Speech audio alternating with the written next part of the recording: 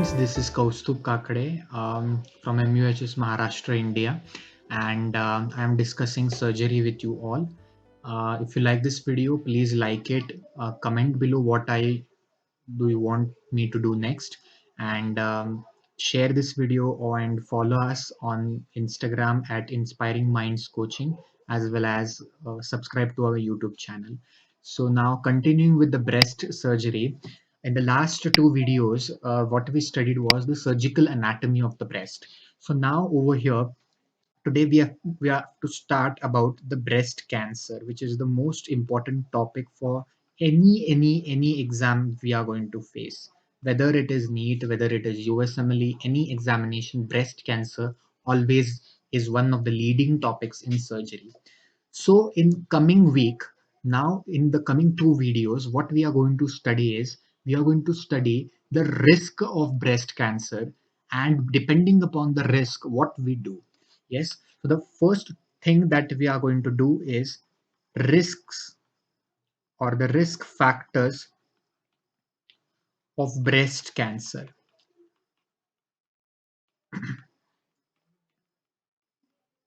Yes. Now you need to understand that age, as the age of the female approaches menopause or goes near 40s, then during that period of time, the estrogen levels are the most imbalanced levels, right? And that's why the breast cancer risk is more after 40s. Yes, so age predisposing more than 40 is most likely to be a malignancy, whereas in less than 40, in young adults, adolescent females, it is most likely a benign pathology if a patient is coming to you with a breast lump. Yes. Why now estrogen? The only word you need to remember, the only word you need to remember for risk is estrogen. Now, how estrogen affects breast? Very important thing to remember that estrogen causes proliferation of ductular ductular epithelium. So if the estrogen is causing proliferation of the duct epithelium, definitely in case of hyperestrogenic states, that is high estrogen states, there will be more proliferation, and so the states which are of high estrogen content in a female predisposes her as a risk for breast cancer. So what are the risk factors for breast cancer? The first most important risk factor is going to be age. What age? More than 40 years of age is considered as an important risk factor for breast cancer. Then the second risk factor that you have is early menarche, that is 12 years, less than 12 years. Third thing you have is late menopause. The simple answer for these 2 points is that if a patient is having early menarche or a late menopause, definitely the duration for which the patient is exposed to estrogen is going to be higher. And when the exposure to estrogen is going to be higher, then the patient will have a greater risk of developing breast cancer. Okay, then the fourth risk factor that you have is going to be nulliparity. Now, why nulliparity? Imagine a patient who has given birth or has at least conceived. Definitely, the estrogen, which has a proliferative action on breast and endometrium, will be inhibited by its counter regulatory hormone, that is progesterone. And if the patient has conceived, she will definitely have a relatively higher level of progesterone, right? So if a patient is nulliparous, definitely the counter regulatory hormone, that is progesterone, will be low in her. And if the levels of progesterone are low, then the patient will definitely have more amount of estrogen exposure. So again, yes, nulliparity is one such condition where the patient may have risk of breast cancer. Then the fifth thing is going to be family history. And the sixth thing is the radiation exposure.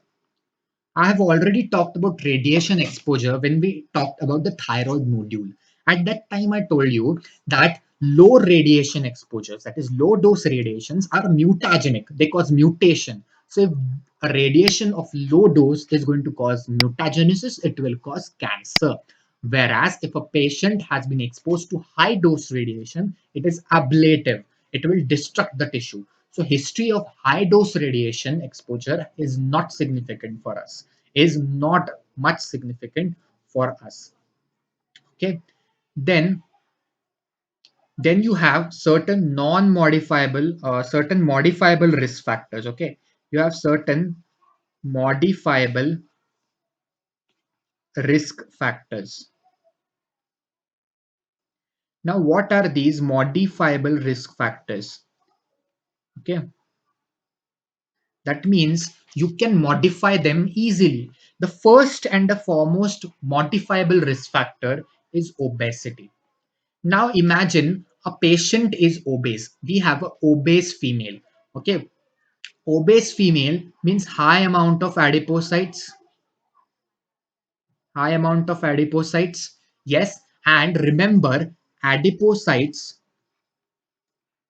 adipocytes, they have they have an enzyme called as aromatase. They have an enzyme called as aromatase. So what do these adipocytes do is this aromatase is going to help conversion of androgens conversion of androgens into estrogen. This aromatase is going to facilitate the conversion of androgen into an estrogen. Okay, this is a key concept that you need to know. So, if a patient has obesity, more amount of adipocytes, that means more amount of conversion of androgens into estrogen. So, definitely, again, you have high estrogen in them. You have high estrogen in them. And again, if there is high estrogen, there will be risk of breast cancer. Now, why obesity is modifiable? Definitely because controlling the diet, good amount of exercise for the female will help her to get rid of this risk. So, talking about the diet again, fatty meal. Fatty meal will definitely predispose her to obesities, and again, fatty meal will act as a risk factor.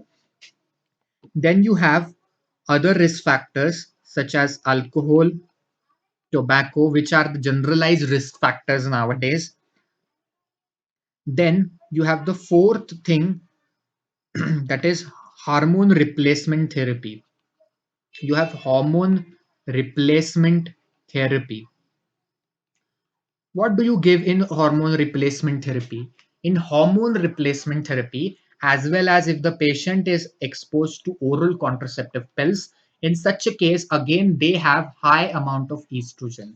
They have high amount of estrogen. So again, in this condition, there is high amount of estrogen. And since there is high amount of estrogen, there is an increased risk of breast cancer, of CA breast.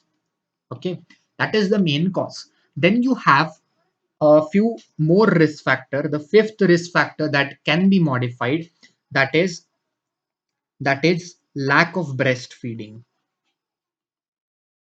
If she has not breastfed, definitely she will have a risk of breast cancer. Now, how lack of breastfeeding causes a risk of breast cancer? Let's have a look. Okay, suppose this is the hypothalamus, this is the pituitary. Okay, this is your hypothalamus, this is your pituitary.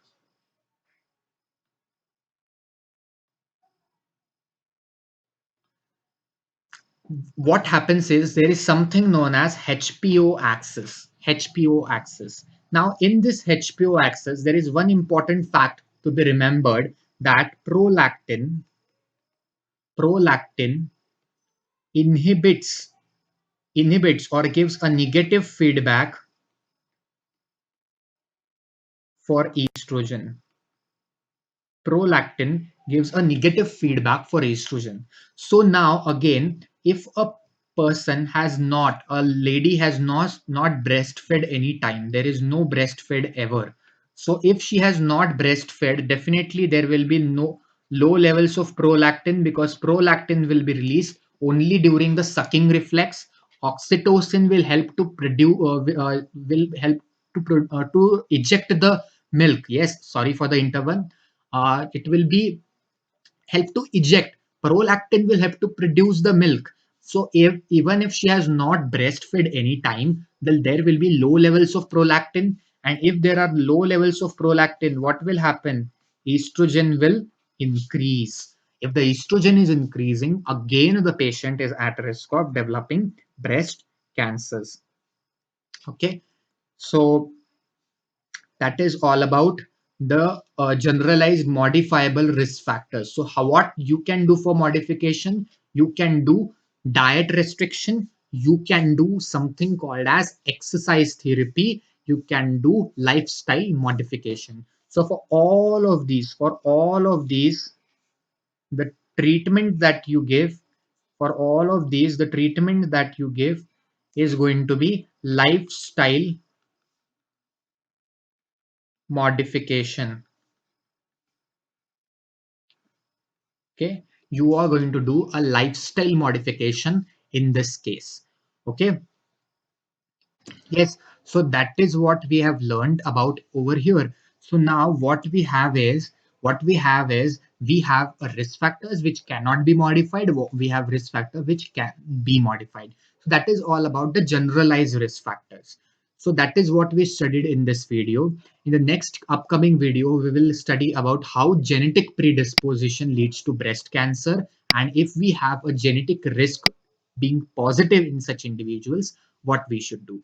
If you like the video, just hit the like button, share it with your friends, let them get benefited with the education or the knowledge we share with you. Also comment below if you want me to do any new things, and follow our YouTube channel as well as follow us on Instagram, Inspiring Minds Coaching. Thank you.